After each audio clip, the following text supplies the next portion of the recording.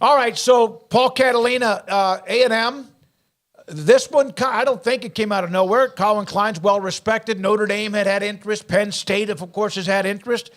The Aggies get the former stud quarterback from Kansas State, almost a national championship quarterback in Collin Klein, spreading his wings, with all due respect to Manhattan, getting out of that kind of a bubble, which he's beloved there, and he's now going to be a part of Mike Elko's staff. Yeah, I'm sure it's a bummer because he is, one of their favorite sons there at Kansas State, Collin Klein, and he's done a great job as the offensive coordinator. But look, I'm sure A&M can match any offer that Kansas State makes if they really want him, and they had that, a really large budget for the staff, as you saw in the contract. So this is a good hire. I think it matches up with the personnel that A&M has really well. I think Collin Klein's system will morph into maybe something a little bit different than Kansas State runs, but their offense, is.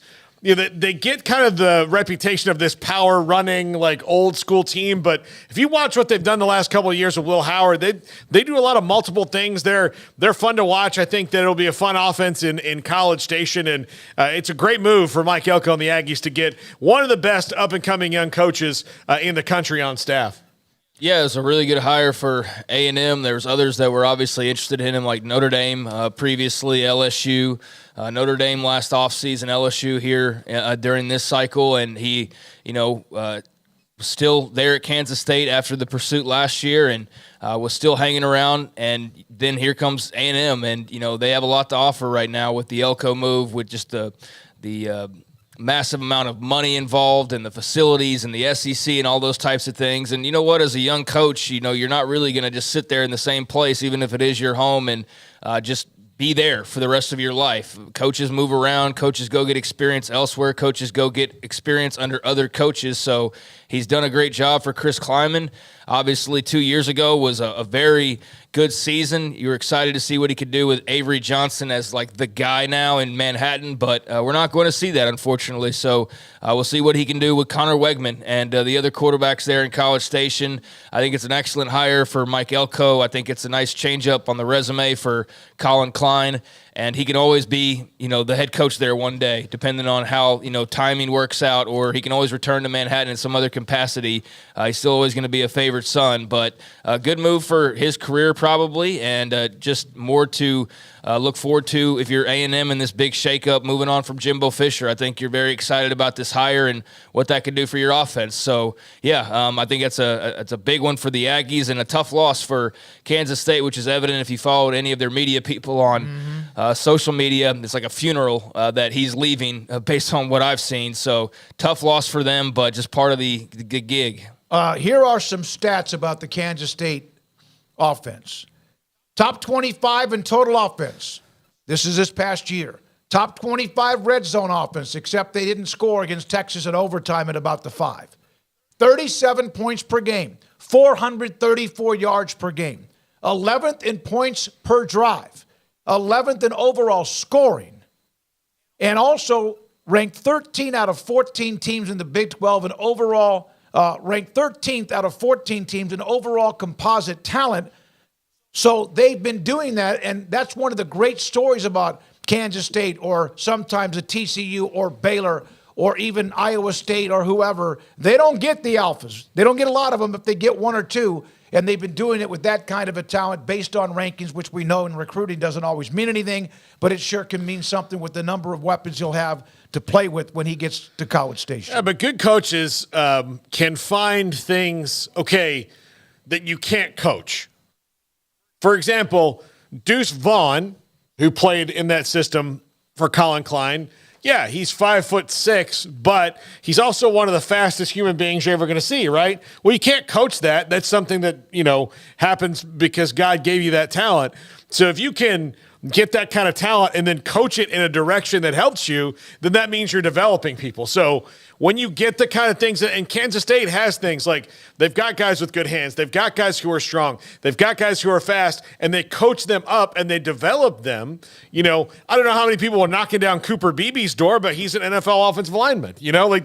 They just do a good job of coaching up the talent that they have and that they can get.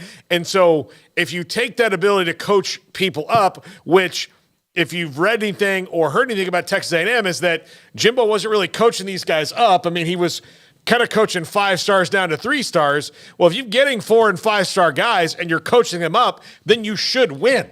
Yeah, no. So there we are with Collin Klein, and so I know that from in the past when I've asked high school coaches in Texas about him when he was recruiting for K-State, he then became the offensive coordinator. A lot of respect for what he does. So and a little grit maybe. That doesn't mean they're not going to throw it around, as you mentioned. Craig mentioned this, what they did with Will Howard or others.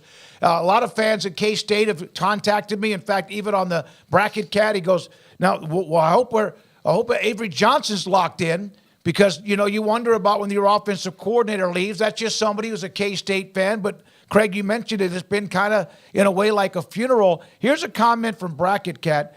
It's been a tough day, indeed. Now we're all chewing our nails to see if we can keep Avery. Tang now fighting a battle with our president at K-State over Tomlin not playing. He's the one that's suspended at this time. It's a mess up here. They had a great win, by the way, K-State last night. Last second shot, 3 seconds to go to beat Villanova, and Baylor beating Seton Hall just around the corner.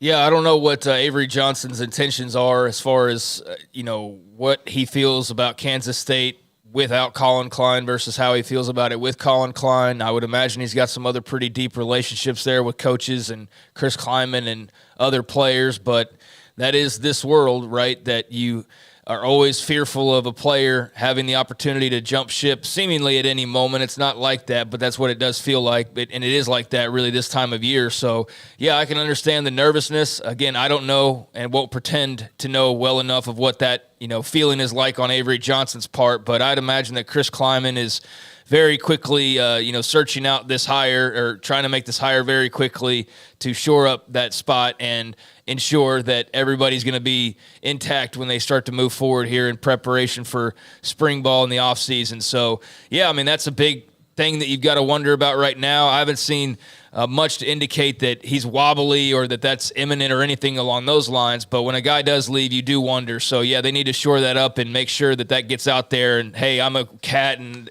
rally the troops, so to speak, because they could use a little dose of good news. Because, man, it certainly did feel – at first I had to double take of, like, did somebody die? Like, what is everybody so upset about? And then it's Collin Klein. Yeah. No, I get it. I'm not making fun of it. I'm just saying, like, it was pretty down reaction. So that's how much they love the guy. It's how much success that he had brought as well. And I'm sure they'll cross paths again, but that's just part of the college coaching career as you move on and you go get experience elsewhere. And I think he's got a great opportunity going to College Station to make a lot of money, have some big-time talents to coach down there, and to be a part of what Mike Elko's building. We will get to some transfer portal news.